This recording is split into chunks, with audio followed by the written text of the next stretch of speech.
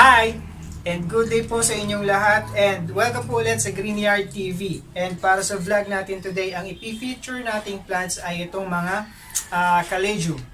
Tatakil ko or i-discuss ko ngayon sa vlog na to yung regarding sa soil, sa water, sa temperature, humidity, fertilizer at saka light na kailangan ng mga caladium para mas maalagaan natin sila ng husto. So unahin natin yung soil.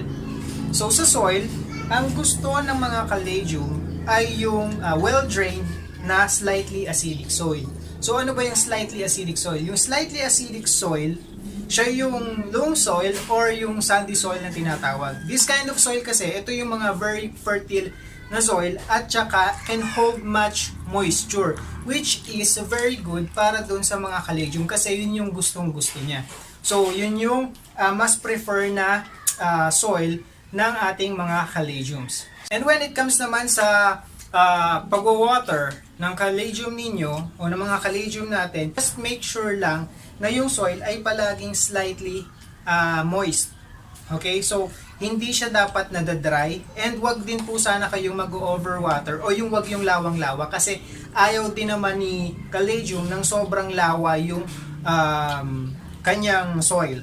So ang isa, mamaya ipapakita ko sa inyo, ilalapit natin dito yung video dito sa ginawa namin na improvise na lagayan ng caladium, papaano namin mini-maintain na yung soil niya ay slightly moisture, which is natutunan ko lang din at nagturo lang sa akin dun sa mga kita ko na nag-aalaga nitong mga caladium. And then malalaman nyo naman na nag-underwater kayo pagka yung mga leaves ng caladium ninyo at saka yung stem niya mismo nagbe-bend down or nagbe-bend pababa and then bumabagsak yung mga dahon. So yun ay isang indication na underwater yung mga caladiums ninyo. Okay? And then isang indication din yon na ibig sabihin lang kulang yung nakukuha niyang light. So maaaring yun din yung isang reason or indication kung bakit nagbe-bend yung stem niya at bumabagsak yung mga dahon. So when it comes to fertilizer, ang ginagamit naming fertilizer ay yung tinatawag na Osmocote. So yung Osmocote kasi ay maganda sa stem ng caladium. Siya ay nakakapagpatibay o nakakapagpalakas doon sa stem ng mga caladium ninyo. Kaya yun yung ginagamit namin. And kung mag-fertilizer kayo, maglalagay kayo ng fertilizer, yung Osmocote, hindi naman po siya basta-basta natutunaw. So just like this one. Ayan.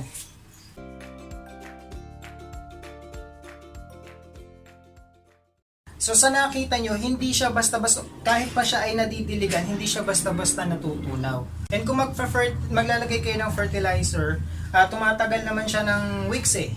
So at least once a month or kung meron naman, hindi nyo naman kailangan lagyan pa ulit kung meron pa rin matitira na fertilizer. Okay? Naglalagay ng fertilizer siya, much better kung during growing season ng mga caladium. Kasi syempre, habang lumalaki siya, na mas natutulungan ng fertilizer na mas maging matibay yung stem ng inyong mga caladium. So punta naman tayo doon sa temperature. So mas prefer ng mga caladium yung mga temperature na warm at saka humid environment. So yun yung mga nakakatulong sa kanya para mas mag-grow sila, mas lumaki yung mga dahon nila. And kaya naman nila yung mga mababang temperatura, pero hindi kasi lalaki yung mga leaves nila at hindi sila tataas ng ine-expect o ng katulad ng taas at laki pagka nasa humid o warm environment sila. So much better kung mami-maintain ninyo yung warm at humid environment na meron para doon sa mga caladium. And one more thing, kaya mas maganda kung humid environment dahil yung humid environment nakakatulong yon or yung humidity mismo nakakatulong yon sa roots ng mga caladium para makakope up yung roots niya sa pagdidistribute ng water sa buong halaman. Kasi masyadong maliit yung roots niya para dun sa halaman kaya minsan hindi nakakapag-distribute ng maayos yung roots niya, hindi niya nadadala lalo na pagka malalaki yung dahon ng mga caladium ninyo. Hindi na abot ng root yung lahat ng parte ng halaman kaya mas maganda kung humid yung environment na meron para sa mga caladium ninyo. At ang susunod naman natin ay yung light. So itong mga caladium natin ay sobrang light sensitive siya. So dahil kasi manipis lang yung mga dahon nito eh. Most of the varieties na meron ng mga caladiums, maninipis yung dahon. And yung iba nga translucent pa. So konti or masobrahan lang talaga sa sikat ng araw, lalo yung mainit, nasusunog yung mga dahon, nasisira yung mga dahon, natutuyo. So pumapangit sila. Kaya make sure na hindi direct sunlight talaga nakalagay yung mga caladium nila. Well, tulad ng sinabi ko, depende pa rin sa variety ng caladium na meron kayo. Kasi meron namang variety ng caladium na kaya yung direct sunlight. Meron lang talaga, lalo siguro yung mga imported na caladium, hindi niya kaya kasi mainit talaga masyado and sobrang nipis ng dahon, nasusunog at nasusunog talaga siya. So prefer nila yung bright na indirect sunlight. And kung halimbawa man, nasa labas yung inyong mga caladium, as much as possible, nasa shaded siya. Tapos may indirect sunlight. So kung yung mga caladium ninyo ay nasa labas ng bahay, so make sure lang na nasa shaded siya para filtered yung sunlight na pumupunta sa kanya. Katulad ng ginagawa namin at nung mga nakikita ko rin, isang ginawa para ma-filter yung sun, naglalagay ng net. Ilang patong ng net, yung fish net or kung ano mang net, kulay black yun kulay green, basta yung maliliit na butas ng net.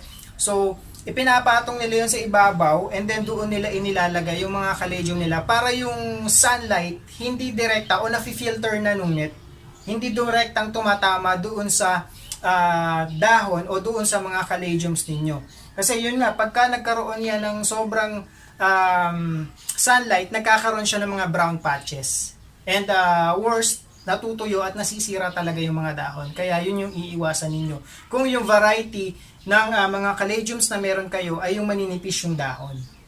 So ang isang paraan para mapanatili yung moist yung lupa o soil ng inyong mga caladium, ito ay tinuro lang din sa akin. So gumawa kayo ng isang table o isang lalagyan ng mga caladium ninyo na para lang talaga sa kanila, kung saan meron kayong mapaglalagyan ng tubig katulad nito.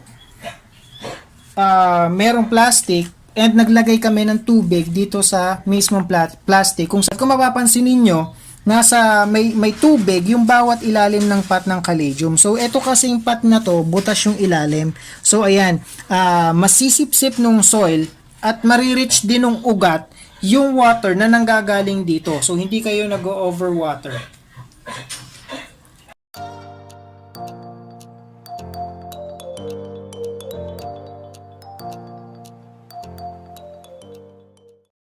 Lamang po. And kung meron kayong iba pang ideas and ways kung papaano natin aalagaan ang mga caladiums natin, i-comment nyo lang po dito sa video na to para mabasa ng mga makakapanood ng vlog na to.